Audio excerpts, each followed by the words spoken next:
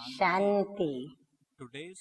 आज की तारीख है 17/7/16 और आज हम फिर से सुनेंगे प्राण प्यारे अव्यक्त बाप दादा की रिवाइज कोर्स की मुरली। तो तारीख है 19/10/81 और आज की ज्ञान मुरली बहुत सुंदर, सहज, सरल परंतु फिर भी अनेक राजों से भरी हुई है। तो आज की ज्ञान मुरली का शीर्षक है हर ब्राह्मण चैतन्य तारा मंडल का श्रृंगार। हाँ, चैतन्य जो तारा मंडल है हमारा, उसके कैसे हम ब्राह्मण बच्चे श्रृंगार हैं। तो बाप दादा कहते हैं कि आज ज्ञान सूर्य और ज्ञान चंद्रमा अपने तारा मंडल को देखने आए हैं। तो ज्ञान सूर्य कौन है? परमपिता परमात्मा शिव बाबा। और ज्ञान चंद्रमा है प्रजापिता ब्रह्मा बाबा। और तारा मंडल में कौन है? हम सभी चैतन्य सितारे, ब्राह्मण बच्चे।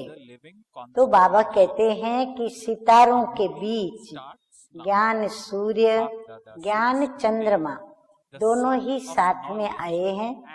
वैसे साकार सृष्टि में सूर्य, चंद्रमा और साथ में सितारे इकट्ठे नहीं होते हैं।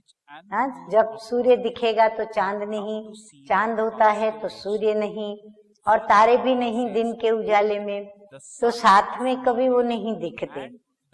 लेकिन चैतन्य सितारे सूर्य और चांद के साथ हैं। यहाँ तो हम साथ हैं। ये सितारों का अलौकिक संगठन है।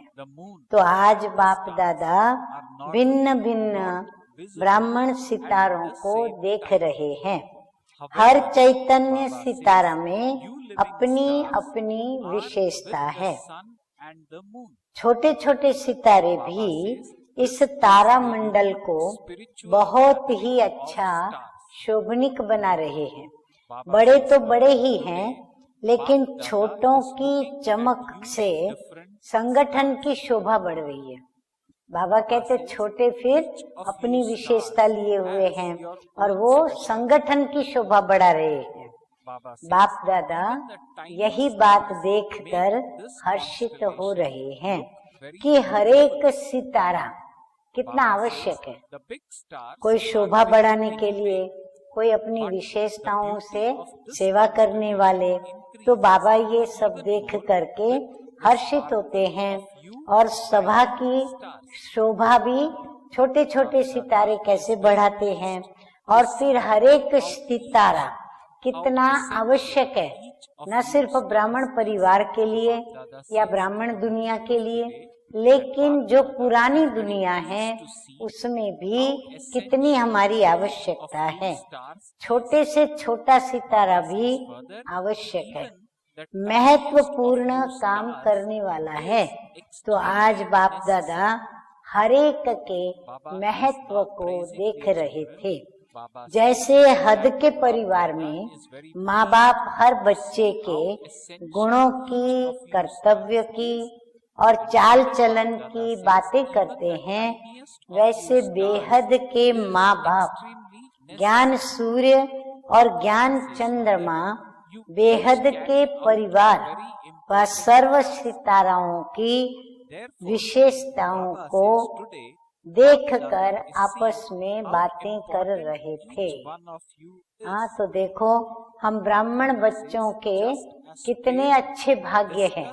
हाँ, अंदर में कहने को दिल करती है कि वाह मेरे भाग्य, वाह।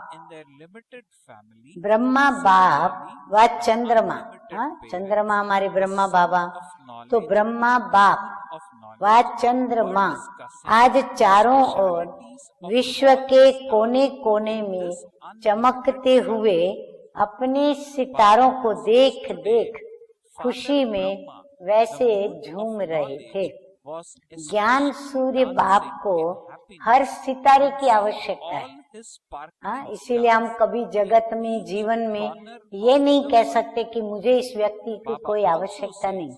मुझे इस व्यक्ति की जरूरत नहीं।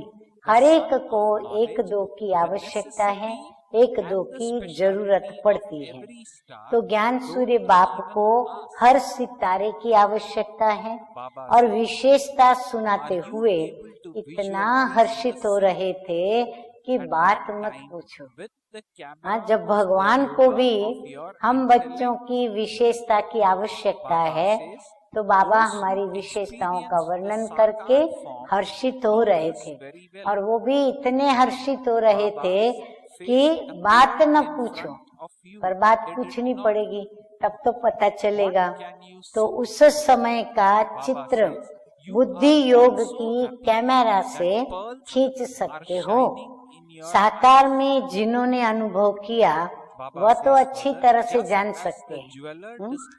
चेहरा उनके सामने आ गया ना, हाँ, तुरंत ज्ञान चंद्रमा ब्रह्मा बाबा का चेहरा सामने आ गया। क्या दिखाई रहा है?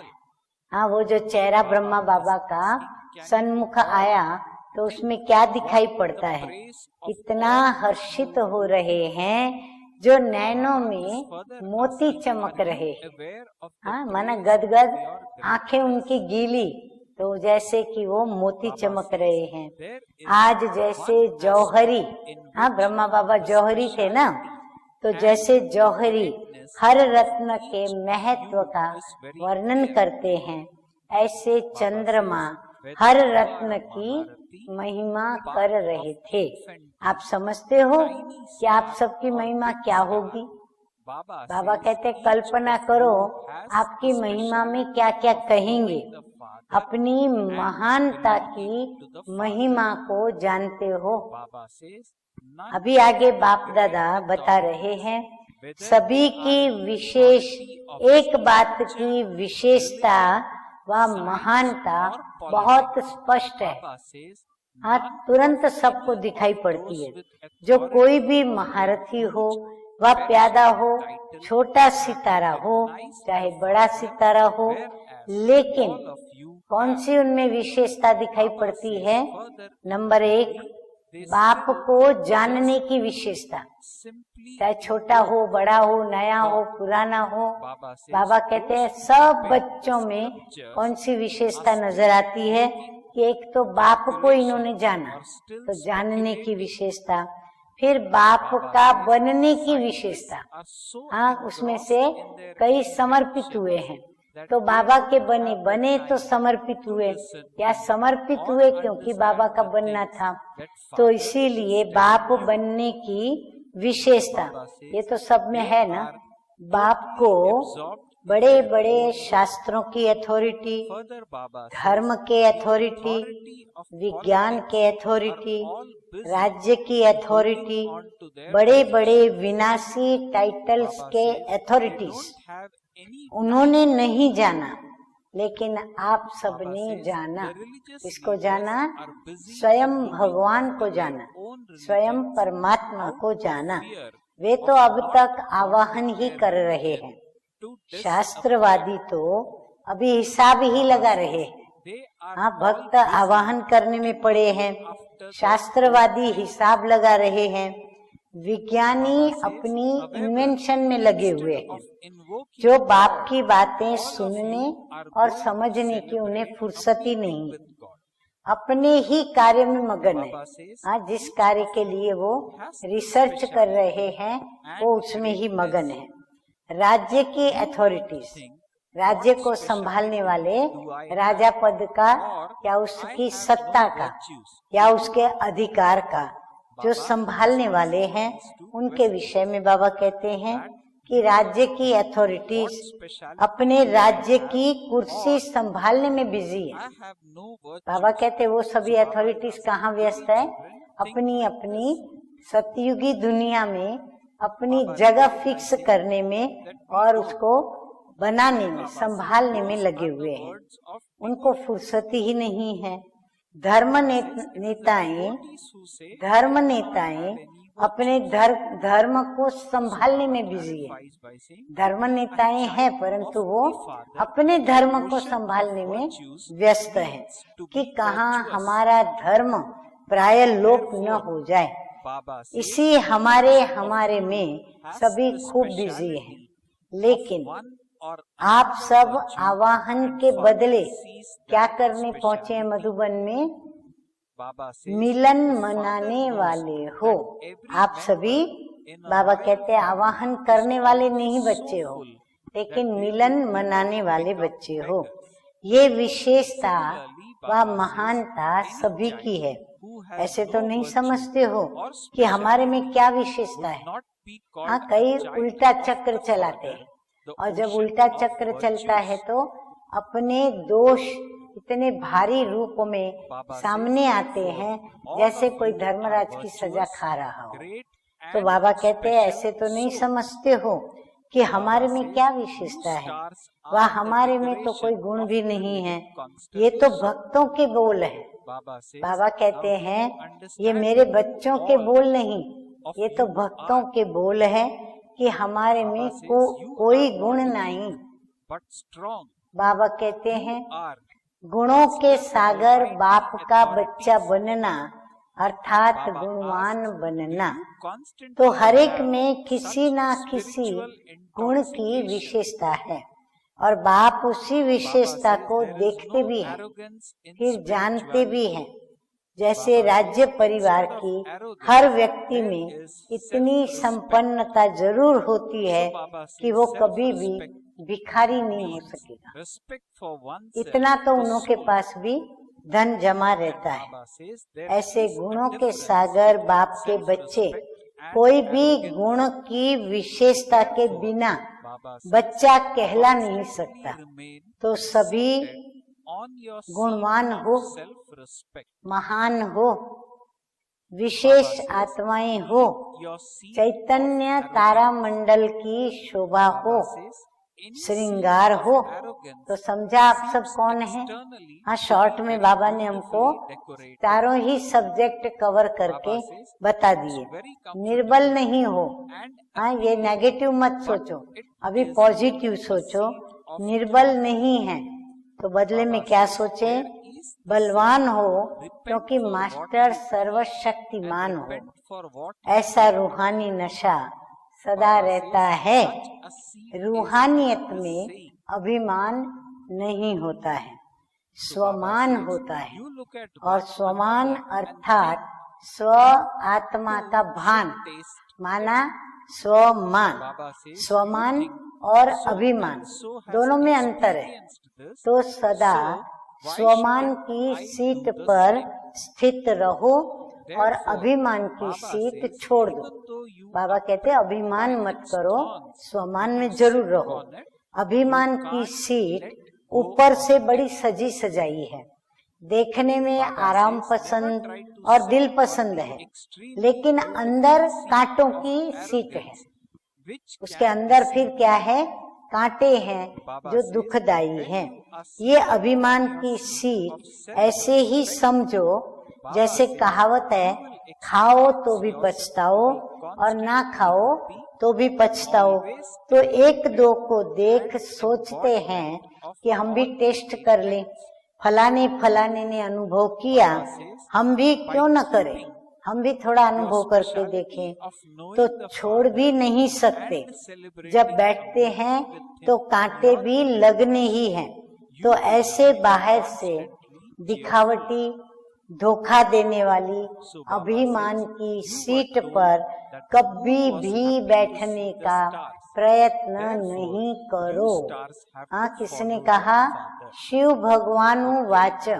बच्चों पे स्नेह भी आता है तो बच्चों पर रहम भी पड़ता है। तो बाबा ने रास्ता बताया कि क्या करो। स्वमान की सीट पर सदा सुखी, सदा श्रेष्ठ, सदा सर्व प्राप्ति स्वरूप का अनुभव करो। अपनी विशेषता बाप को जानने और मिलन मनाने की, इसी को स्मृति में रख सदा हर्षित रहो। जैसे सुनाया कि चंद्रमा सितारों को देख हर्षित हो रहे थे, ऐसे फॉलो फादर। अच्छा, ऐसे सदा स्वमान की सीट पर स्थित रहने वाले, सदा अपने को विशेष आत्मा समझ विशेषता द्वारा औरों को भी विशेष आत्मा बनाने वाले, चंद्रमा और ज्ञान सूर्य को सदा फॉलो करने वाले, ऐसे वफादार फरमान बरदार सपूत बच्चों को बाप दादा का याद प्यार और गुड मॉर्निंग नमस्ते। हम रूहानी बच्चों का रूहानी बाप दादा को याद प्यार गुड मॉर्निंग और नमस्ते नमस्ते। अभी हम सभी क्या सुनेंगे? प्यारी मीठी बड़ी दादी जी, प्रकाशमणि दादी जी से मीठे मीठे अव्यक्त बाप दादा रूरिहान करते हुए दादी जी से बाप दादा कह रहे हैं कि आपने भी सबकी विशेषताएं देखी ना। हाँ, बाबा कहते आप भी तो सबकी विशेषताओं को देखती रहती हो, तो चक्कर में क्या देखा? छोटों की भी विशेषता, बड़े की भी विशेषता, तो सबकी विशेषताएं देखी ना। तो विशेषता वर्णन करने में, सुनने में सब कितने हर्षित होते हैं। सब हर्षित होकर के सुन रहे थे ना। दादी चक्कर पे निकली थी सेवार्थ, तो दादी जहाँ जहाँ गई वहाँ सभी के छोटे बड़ों की विशेषताएं देखी। फिर वो विशेषताओं का वर्णन दादी सब जगह करती जा रही थी। तो बाबा कहते हैं कि सभी सुन करके भी हर्षित हो रहे थे ना। तो दादी जी ने अंबाला और फिरोजाबाद मेले का समाचार क्लास में भी सुनाया था। ऐसे ही सदा सभी विशेषता का ही वर्णन करे तो क्या हो जाएगा? बाबा कहते जैसे दादी जी ने वर्णन किया विशेषताओं का, सब हर्षित होकर सुन रहे थे, हर्षित हो रहे थे। तो बाबा दादी जी को कह रहे हैं कि अगर सभी ब्राह्मण बच्चे एक दो की विशेषताओं का वर्णन करे, एक दो की विशेषताओं का वर्णन सुने तो क्या होगा? सभी हर्षित हो जाएंगे। तो सदा जैसे विशेष कार्य में खुशी के बाजे बजते हैं, ऐसे ब्राह्मण परिवार में चारों ओर खुशी के ही साज बजते रहेंगे, वह बजाते रहेंगे। शॉर्ट और स्वीट सफर रहा। हाँ, बाबा उनको कहते हैं आपका सफर बहुत छोटा था परंतु बहुत मीठा रहा। खुशियों की खान ले सबको खुशियों से माला माल करके आई। हर स्थान की हिम्मत उल्लास एक दो से श्रेष्ठ है। बाप भी बच्चों की हिम्मत और उल्लास पर हर बच्चे की महिमा के गुणों के पुष्प बरसाते हैं। हाँ, तो बाप दादा भी बच्चों का ये समाचार सुन करके बहुत खुश हो रहे थे। तो बाबा ने कहा बाप दादा भी क्या करते हैं? हर बच्चे की महिमा पर, उनके गुणों पर पुष्प बरसा रहे हैं। अभी आगे सुनेंगे पार्टियों के साथ। तो बाप दादा पार्टियों से बात करते हुए कहते हैं हरेक अपनी श्रेष्ठ तकदीर को जानते हो ना। कितनी श्रेष्ठ तकदीर, और श्रेष्ठ तकदीर किससे बनती है? श्रेष्ठ कर्मों द्वारा बना रहे हो। जितने श्रेष्ठ कर्म उतनी तकदीर की लकीर लंबी और स्पष्ट। जैसे हाथों द्वारा तकदीर को लकीर के द्वारा देखते हैं तो क्या देखते हैं कि लकीर लंबी है या फिर बीच बीच में कट तो नहीं है। ऐसे यहाँ भी ऐसा ही है। अगर सदा श्रेष्ठ कर्म करने वाले हैं तो तकदीर की लकीर भी लंबी और सदा के लिए स्पष्ट और श्रेष्ठ है। अगर कभी कभी श्रेष्ठ और कभी कभी साधारण स्थिति या कर्म, तो लकीर में भी बीच बीच में कट होता रहेगा। अविनाशी लकीर नहीं होगी लंबी। हाँ, कभी रुकेंगे, कभी आगे चलेंगे। इसीलिए सदा श्रेष्ठ कर्मधारी बाप ने तकदीर बनाने का साधन ही दे दिया है आपको। कौन सा? श्रेष्ठ कर्म। हाँ, उसका ज्ञान दे दिया, शक्ति दे दी। प्रैक्टिकल हमारे सामने ब्रह्मा बाप का, माँ जगदम्बा का मिसाल भी रखा, तो बाप ने आपको साधन दे दिया। कितना सहज है तकदीर बनाना। श्रेष्ठ कर्म करो और पद्मा पदम भाग्यशाली की तकदीर भी प्राप्त करो। अब श्रेष्ठ कर्म का आधार क्या हुआ? वो है श्रेष्ठ स्मृति। हाँ, जितना हमारी स्मृति में बाबा रहेंगे, श्रेष्ठ कर्मों का ज्ञान रहेगा, उतना हमारे कर्म भी क्या होंगे? श्रेष्ठ बनते जाएंगे। तो श्रेष्ठ कर्म का आधार श्रेष्ठ स्मृति। हाँ, स्लोगन के रूप में अपने हृदय में लिख लिया सभी ने। अच्छा, आगे बढ़ते हैं। श्रेष्ठ ते श्रेष्ठ बाप की स्मृति में रहना अर्थात श्रेष्ठ कर्म होना। ये दूसरा स्लोगन बाबा ने दिया कि जितना हम श्रेष्ठ ते श्रेष्ठ बाप की याद में रहेंगे, उतने हमारे कर्म ऑटोमेटिकली क्या होंगे? श्रेष्ठ होंगे।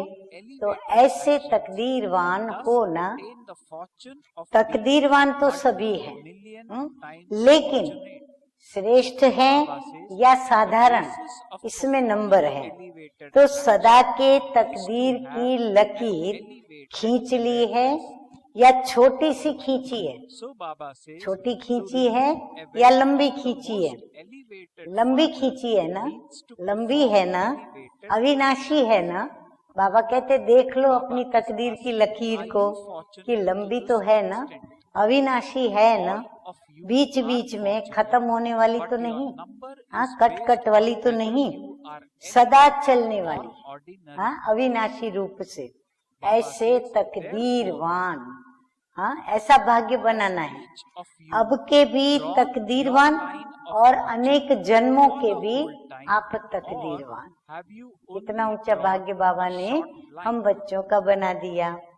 अच्छा, आगे मीठे मीठे बाबा दूसरी बात बताते हुए कहते हैं कि सभी अपने को इस ड्रामा के अंदर, हम ड्रामा के एक्टर हैं, इस ड्रामा के अंदर बाप के साथ स्नेही और सहयोगी आत्माएं हैं, ऐसा समझकर चलते हो। किसके सहयोगी, किसके स्नेही? स्वयं भगवान के, जो हमारा बाप है।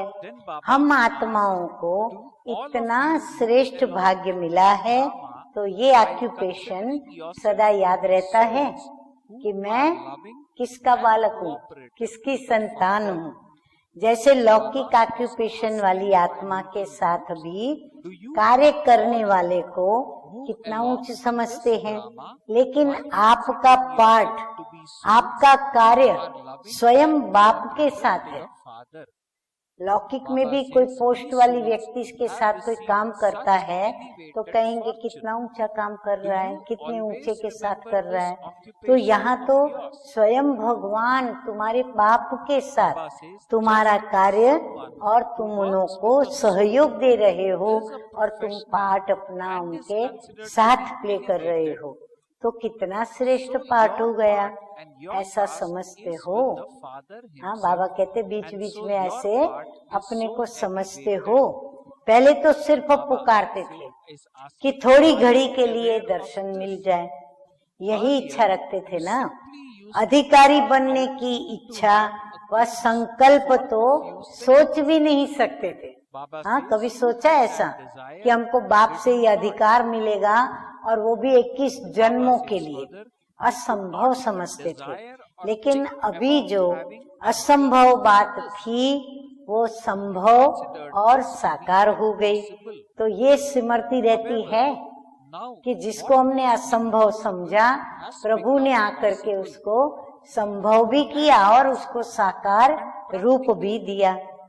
अब ये स्मृति सदा रहती है व कभी कभी या बाबा जब स्मृति दिलाते हैं तो स्मृति आती है। अगर कभी कभी रहती है तो प्राप्ति भी क्या करेंगे, तो कभी कभी राज्य मिलेगा। हाँ, प्राप्ति भी कभी कभी होगी तो राज्य भी कभी कभी मिलेगा। कभी राजा बनेंगे तो कभी प्रजा बनेंगे। अब 21 जन्म ही राजा बनना, 21 जन्म ही प्रजा बनना, या कभी राजा बनना कभी प्रजा बनना। अब ये किसके ऊपर मदार है, हमारे श्रेष्ठ कर्मों के ऊपर और स्मृति के ऊपर मदार है। जो सदा के सहयोगी हैं वही सदा के राजे हैं। जो सहयोग देता है वो राजा बनेगा। तो यहाँ तो प्रभु को सहयोग देना है। अब प्रभु के साथ जो एक दो को परिवार में भी सहयोग देते हैं तो बाबा कहते हैं वो सदा के राजे बनते हैं। अधिकारी तो अविनाशी और सदा काल के हैं। जितना समय बाप ने गारंटी दी है आधा कल्प, उसमें सदा काल राज्य प्राप्ति के अधिकारी बन सकते हो। हाँ, बाबा ने आधा कल्प ये राज्य स्थापन कर रहे हैं। तो आधा कल्प में जितने जन्म हम लेंगे उतने जन्मों में हमें क्या मिलेगी, राजाई मिलेगी और हम राजा पद भोगेंगे। राजयोगी नहीं तो राज्य भी नहीं। स्लोगन नोट कर लें धारणा के लिए कि राजयोगी नहीं तो राज्य भी नहीं। जब चांस सदा का है तो थोड़े समय का क्यों लेते हो। बाबा कहते जब मैं सदा के लिए चांस दे रहा हूँ तो आप थोड़े समय के लिए चांस का लाभ क्यों लेते हो, सदा काल करो। अच्छा, आगे बाबा तीसरी बात बताते हुए कहते हैं संगम युग को नव युग भी कह सकते हैं, क्योंकि आधा कलयुग आधा नहीं सतयुग, दोनों के बीच का समय है। तो अभी कलयुग तो बीत गया। आज जिस तारीख में जिस वर्ष में हम चल रहे हैं तो कलयुग के तो 50 वर्ष कब के पूरे हो चुके। तो अभी तो हम नए युग में आ गए हैं। तो संगम युग को नव युग भी कह सकते हैं, क्योंकि सब कुछ नया हो जाता है। और अगर कोई अभी अभी ज्ञान में आए तो भी उनके लिए वो नव युग है। क्यों? क्योंकि उनका सब कुछ नया नया हो जाता है। नव युग वालों की हर समय की क्या नई नई बातें होती है जो उसको नया नया लगता है। हर समय की हर चाल नई, उसको हर चाल हर कदम पे नएपन का अनुभव।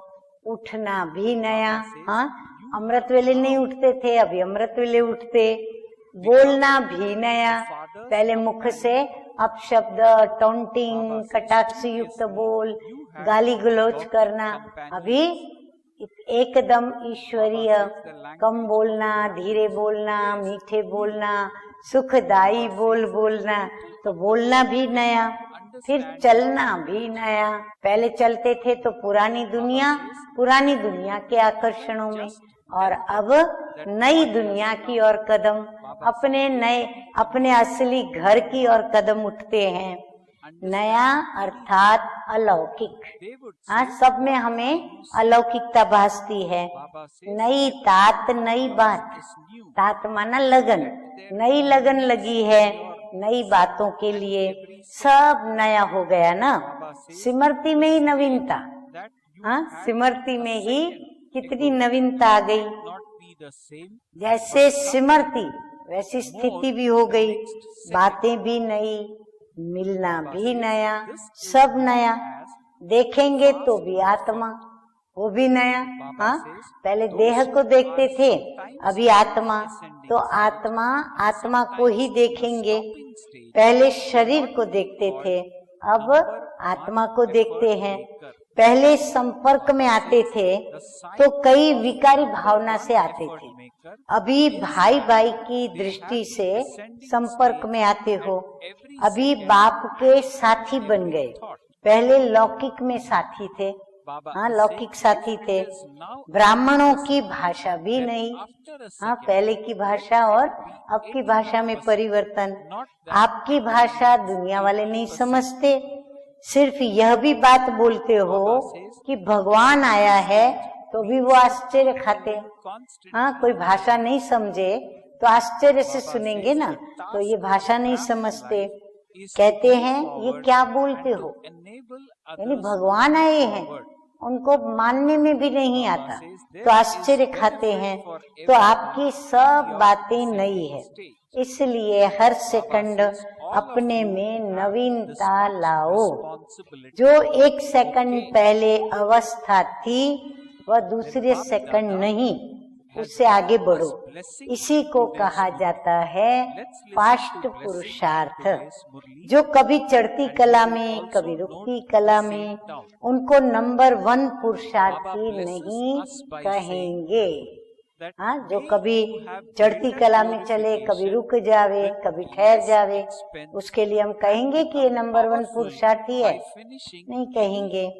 नंबर 1 पुरुषार्थी की निशानी क्या है? ध्यान से सुने, बाबा कहते हैं वो हर सेकंड, हर संकल्प में चढ़ती कला में होगा। अभी 80% है तो सेकंड के बाद वो 81%, 81, ऐसे नहीं 80 का 80 ही रहे, कदम बढ़ेगा आगे। चढ़ती कला अर्थात बाबा भी देखो चढ़ती कला की बहुत सुंदर परिभाषा सरल शब्दों में बता रहे हैं कि चढ़ती कला अर्थात सदा आगे बढ़ते रहना।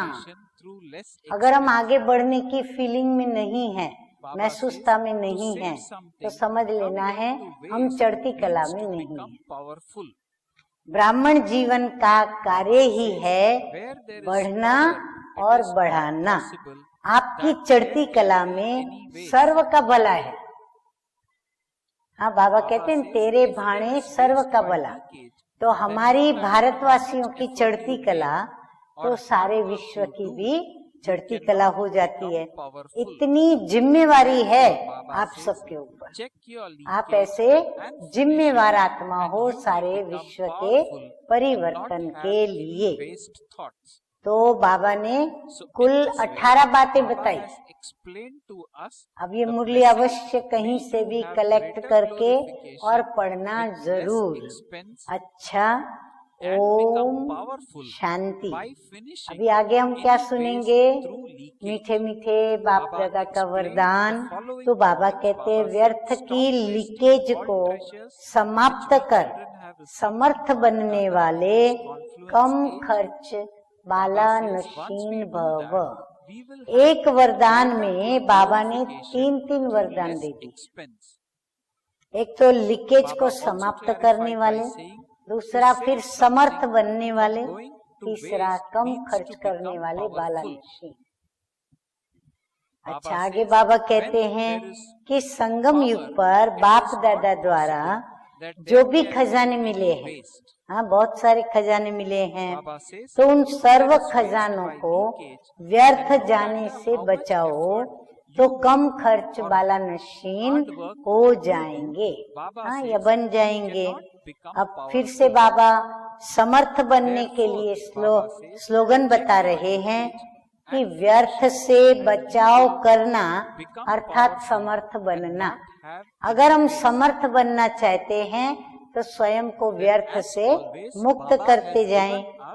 दूसरा स्लोगन समर्थता के लिए, जहाँ समर्थी है वहाँ व्यर्थ जाए ये हो ही नहीं सकता। यदि हम सामर्थ्यवान हैं तो हमारे से कभी भी कोई भी व्यर्थ बात जाएगी नहीं, चीज व्यर्थ जाएगी नहीं, संपत्ति व्यर्थ यूज होगी नहीं, संपत्ति व्यर्थ जाएगी नहीं। अगर व्यर्थ की लीकेज है तो कितना, अगर व्यर्थ की लीकेज है तो कितना भी पुरुषार्थ करो, मेहनत करो, लेकिन शक्तिशाली बन नहीं सकते, क्योंकि सब लीकेज में शक्तियां बहती हुई चली जाएंगी। इसलिए लीकेज को चेक कर समाप्त करो तो व्यर्थ से समर्थ हो जाएंगे। अच्छा स्लोगन है, प्रवृत्ति में रहते संपूर्ण पवित्र रहना यही योगी व ज्ञानी तू आत्मा की चैलेंज है। हाँ, चाहे सर्विस करने की प्रवृत्ति, चाहे बिजनेस करने की प्रवृत्ति, उसमें बहुतों से स्नेह संपर्क में आना पड़ता है। तो बाबा कहते हैं प्रवृत्ति में रहते संपूर्ण पवित्र रहना यही योगी व ज्ञानी तू आत्मा की चैलेंज है। किसके सामने चैलेंज है? माया के सामने। और बाप को भी हम चैलेंज कर रहे हैं कि हम पवित्र रहकर दिखाएंगे, हम बनकर दिखाएंगे और उसमें हम विजयी रहेंगे, है ना ऐसे। अच्छा, ओम शांति।